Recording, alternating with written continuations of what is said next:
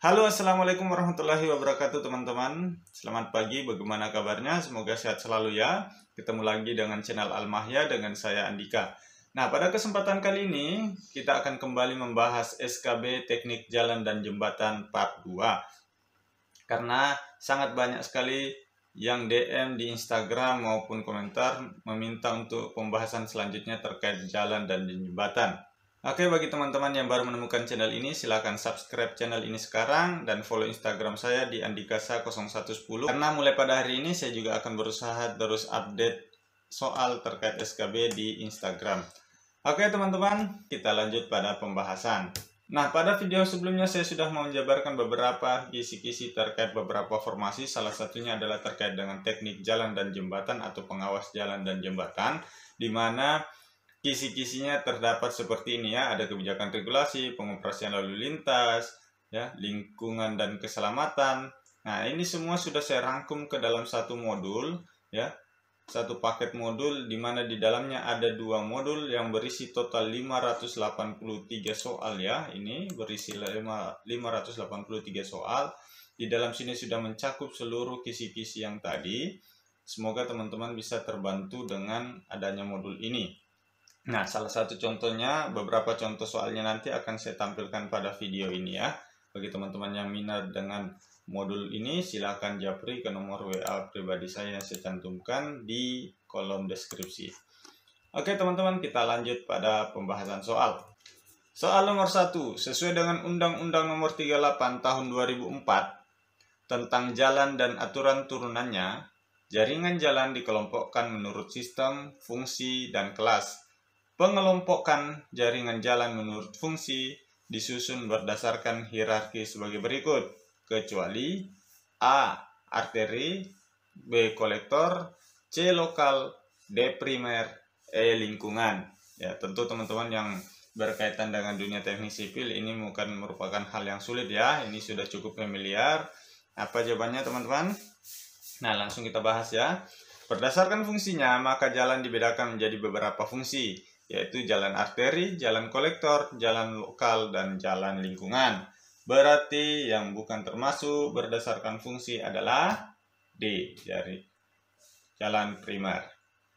Oke, kita lanjut pada soal nomor 2. Soal nomor 2, bagian jembatan berfungsi menerima beban lantai kendaraan, trotoar, gelagar memanjang, dan beban lainnya serta menyalurkannya ke rangka utama adalah A. Lantai kendaraan, B. Gelagar melintang, C. Trotoar, D. Rangka jembatan, atau E. Oprit. Oke, kita langsung bahas ya teman-teman. Gelagar melintang berfungsi menerima beban lantai kendaraan, trotoar, gelagar memanjang, dan beban lainnya serta menyalurkannya ke rangka utama. Ya, jawabannya adalah B. Nah, soal-soal seperti ini lumayan banyak yang keluar ya teman-teman. Saya sudah cantumkan di dalam satu paket modul tadi yang berisi 583 soal. Jadi sudah ada di dalamnya lengkap termasuk materi-materi ya. Kita lanjut soal nomor 3. Sebagaimana diatur dalam Peraturan Pemerintah Nomor 34 Tahun 2006 tentang jalan adalah prasarana transportasi darat yang meliputi segala bagian jalan. Bagian-bagian jalan yang dimaksud adalah A. Ruang perkerasan jalan, ruang bahu jalan, ruang pondasi jalan. B. Ruang perkerasan jalan, ruang milik jalan, ruang selokan jalan. C. Ruang pengawasan jalan, ruang milik jalan, ruang manfaat jalan. D. Ruang perkerasan jalan, ruang samping jalan, ruang selokan jalan. E. Semua benar. Nah, ini saya rasa tanpa mengetahui undang-undangnya pun sudah teman-teman bisa jawab, sudah bisa dianalisa ya. Yang paling sering muncul ya, yang paling sering familiar didengar adalah jawabannya C ya. Di sini menurut PP nomor 34 tahun 2006 tentang jalan memiliki bagian-bagian yang diberi nama ruang manfaat jalan, ruang milik jalan, dan ruang pengawasan jalan. Jawabannya adalah C. Oke, teman-teman. Kita lanjut soal nomor 4. PPK menerbitkan SPMK selambat-lambatnya ... hari dari penandatangan kontrak. Nah, jadi teman-teman, pada saat teman-teman tes maupun baik itu tes teknik jalan dan jembatan, teknik pengairan ataupun teknik ataupun pembina jasa konstruksi, ya, itu sering sekali muncul soal-soal umum seperti ini, ya. Banyak sekali yang muncul soal-soal umum seperti ini. Saya sudah menanyakan ke beberapa teman yang sudah lulus tahun lalu, mereka juga mendapatkan soal-soal umum, tidak melulu terkait dengan hal teknis jalan dan jembatan. Ada yang terkait dengan SMK 3, ada yang terkait dengan jenis-jenis bahaya, ada yang terkait dengan pengetahuan umum, ya, misalnya contoh yang saya tampilkan pada video sebelumnya, contoh jembatan terpanjang di dunia adalah titik-titik. Ada juga soal seperti ini yang saya ingat, dasar teori ekonomi oleh Adam Smith. Nah, itu ada yang muncul seperti itu, ya teman-teman. Nah, itu juga makanya di dalam paket tadi, paket yang saya sampaikan tadi, paket modul tadi ini di dalamnya sudah merangkum semua itu, ya. Makanya jumlah soalnya berjumlah sampai 583 soal di dua ini. Selain itu ada materi-materi yang prioritas bisa teman-teman pelajari, ya. Di sini saya sudah membuatkan skala prioritas yang perlu dipelajari materinya. Jadi teman-teman yang butuh modul ini silakan japri, ya.